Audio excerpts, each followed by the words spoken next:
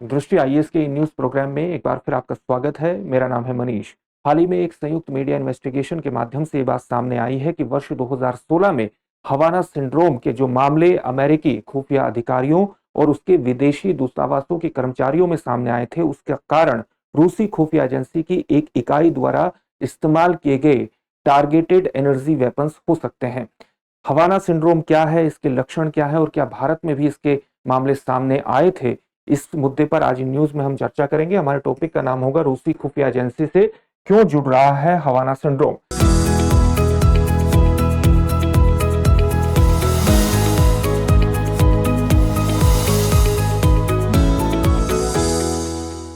तो सबसे पहले देखते हैं कि इस पूरे टॉपिक के अंतर्गत हमारी चर्चा के सामान्य पक्ष क्या रहने वाले हैं।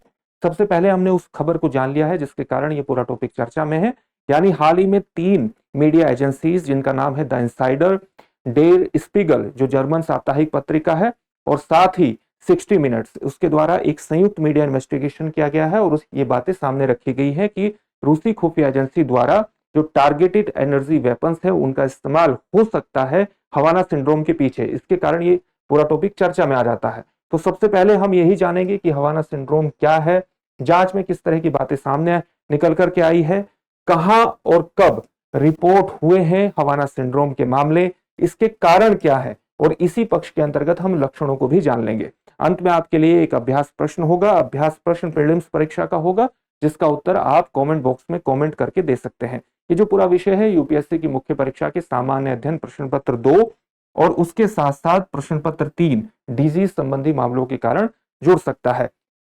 तो चलिए अपने टॉपिक की शुरुआत करते हैं और सबसे पहले देखते हैं कि हवाना सिंड्रोम क्या है।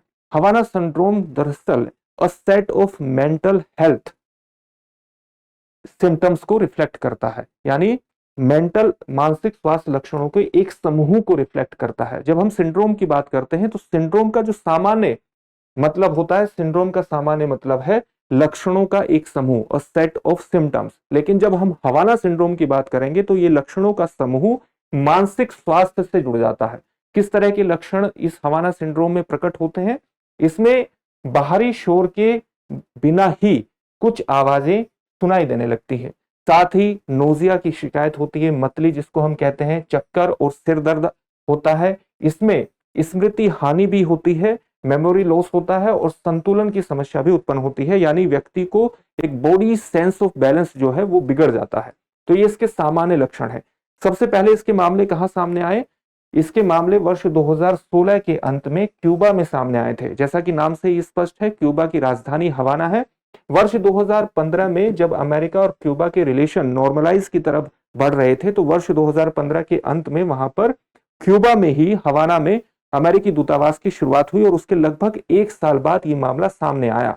कुछ अमेरिकी खुफिया अधिकारी और दूतावास के जो कर्मचारी हैं, उन्होंने मस्तिष्क में अचानक दबाव महसूस किया, जिससे निरंतर सिर दर्द की शिकायत हुई और उनमें एक भटकाव की भावना, डिसओरिएंटेशन का भाव भी आया और इसके साथ साथ इंसोम्निया की समस्या भी उनके सामने आई।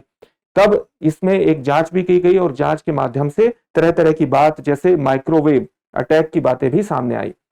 हाल ही में जो जांच की गई है, इस जांच के माध्यम से यह पाया गया है कि रूसी खुफिया एजेंसी की एक यूनिट जिसका नाम है 29155, वो उसने निर्देशित ऊर्जा हथियारों का उपयोग उसके द्वारा इन मामलों में संभव हो सकता है, यानी हवाना सिंड्रोम के मामलों में संभव हो सकता है। और यह भी एक कारण हो सकता है कि हवाना सिंड्रोम में इस तरह के लक्षण सामने आए।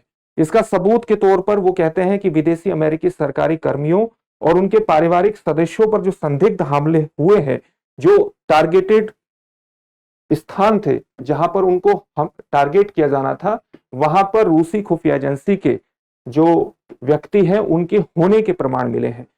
पहली घटना संभवतः, साथ ही इस जांच में यह भी बताया गया है कि जो पहली घटना है यह भी संभव है कि वर्ष 2016 में हवाना मामले की ना हो, बल्कि 2 वर्ष पहले इसका इस्तेमाल जर्मनी में किया गया हो।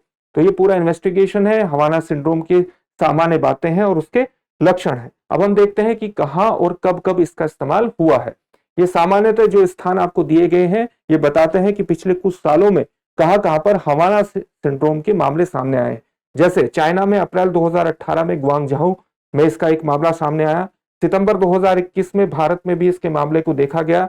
इसके साथ साथ हनोई वियतनाम में अगस्त 2021 में इसका मामला आया, और ये मामला इसलिए भी विशेष रूप से महत्वपूर्ण है कि इसके कारण ही अमेरिकी उपराष्ट्रपति कमला हैरिस की जो यात्रा है हनोई की, वो 3 घंटे की उसमें देरी हुई। यही नहीं, वॉशिंगटन डीसी में भी इसके मामले सामने आए हैं, और साथ ही व्हाइट हाउस के नजदीक एलिप्सिल लॉन में भी नवंबर 2020 में इसका मामला सामने आया है। बर्लिन में अगस्त 2021 में, पेरिस की गर्मियों में 2021 में, जेनेवा में इसके 3 केस सामने आए हैं। इसी प्रकार से वियना में भी इसका मामला, वियना सर्बिया में भी इसके मामले सामने आए हैं। यानी अमेरिकी खुफिया अधिकारियों और साथ ही अमेरिकी दूतावास के कर्मचारियों के पूरे विश्व भर में पिछले कुछ सालों में लगभग 130 मामले इसके अंतर्गत सामने आए हैं। तो ये एक व्यापक हमलों को दिखाता है, और इसीलिए अमेरिकी खुफिया एजेंसियों के साथ साथ अमेरिकी जो इन्वेस्टिगेशन एजेंसीज हैं, उन्होंने इसकी मेडिकल जांच की शुरुआत की, और मेडिकल जांच की शुरुआत के बाद इसके कारणों को तलाशने का प्रयास किया। जैसा कि अभी आपको बताया गया कि ये सेट ऑफ सिम्टम्स हैं, set of mental health symptoms हैं, जिसके ओरिजिन्स के बारे में पता नहीं लगाया जा सकता। यानी इसका ओरिजिन क्या है और मुख्यतः इसका कारण क्या होगा, ये निश्चित नहीं है। लेकिन हवाला की घटना के बाद बताया गया कि एक सोनिक हमला हो सकता है। सोनिक हमला या अल्ट्रासोनिक हमला किसको कहते हैं? इस जहां पर किसी भी व्यक्ति को या किसी भी चीज को टारगेट करने के लिए ध्वनि का इस्तेमाल किया जाता है, तो उसको हम कहते हैं साउंड वेपन्स। तो अमेरिका में जो अध्ययन किया गया और जो चिकित्सा जांच की गई, उसमें यह बात निकल करके आई कि हाई पावर्ड माइक्रोवेव के संपर्क में आने से भी इस तरह के लक्षण सामने आ सकते हैं। उस समय जो जांच की गई थी, अभी जो जांच की गई है उसके पीछे टारगेटेड एनर्जी वेपन्स की बात कही जा रही है, और उस समय कहा गया था कि हाई पावर्ड माइक्रोवेव का इसके अंतर्गत संपर्क में आने से ये चीजें सामने आ सकती हैं। तो ये किस तरह के नुकसान पहुंचा सकता है? ये व्यक्ति के नर्वस सिस्टम पर बहुत ज्यादा प्रहार करता है, नर्वस सिस्टम में हस्तक्षेप करता है माइक्रोवेव, और मस्तिष्क के अंदर दबाव से ध्वनि का एहसास होता है। यानी जो व्यक्ति को किसी प्रकार की आवाज न होने के बावजूद भी आवाज सुनाई देती है, वो इसके कारण होती है क्योंकि मस्तिष्क में एक दबाव महसूस होता है, जिसके कारण तरह तरह की आवाजें सुनना शुरू हो जाती है। जो हाई पावर्ड माइक्रोवेव है वो किस तरह की नुकसान पहुंचा सकता है? जैसे शरीर के संतुलन की भावना में बाधा पैदा कर सकता है, यानी बॉडी सेंस ऑफ बैलेंस है उसमें एक रुकावट पैदा करता है। इसका मेमोरी पर असर होता है, मस्तिष्क को स्थायी क्षति भी इससे हो सकती है। माइक्रोवेव हमारे मोबाइल फोन से भी उत्सर्जित होते हैं, लेकिन निम्न स्तर के माइक्रोवेव होते हैं और ये टारगेटेड फॉर्म में नहीं होते।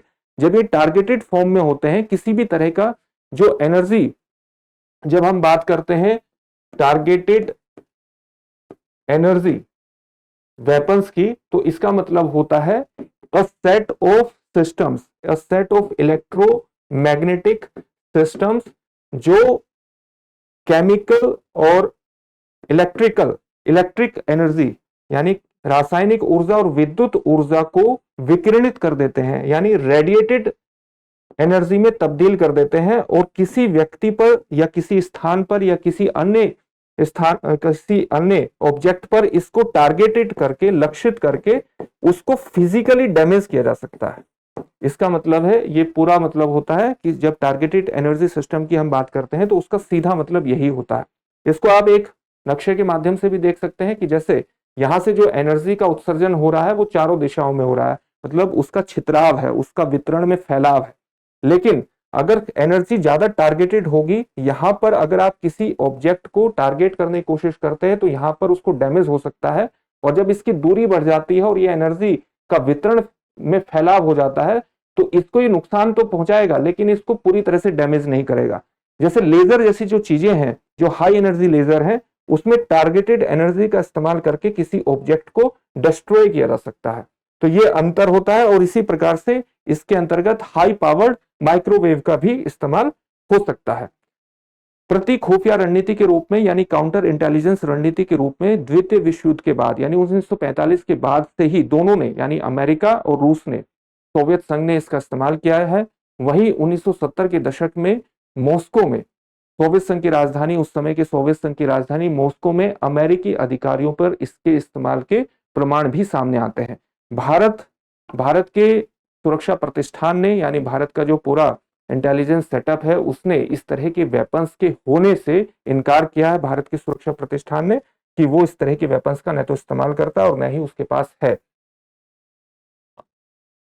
इससे संबंधित एक प्रश्न देखेंगे। प्रश्न देखने से पहले आपके लिए एक सूचना है। आप जानते हैं चाहे यूपीएससी की परीक्षा हो और चाहे पब्लिक सर्विस कमीशन की परीक्षा हो, इन परीक्षाओं में आपके बुनियादी अध्ययन को मजबूती देने के लिए एनसीईआरटी का विशेष महत्व है। इसलिए दृष्टि संस्थान आपके लिए एनसीईआरटी कोर्स की शुरुआत कर रहा है। 29 अप्रैल से इसकी कक्षाएं प्रारंभ हो जाएंगी। लाइव ऑनलाइन फॉर्म में क्लासेस होंगी। अधिक जानकारी के लिए आप इस नंबर पर कॉल कर सकते हैं।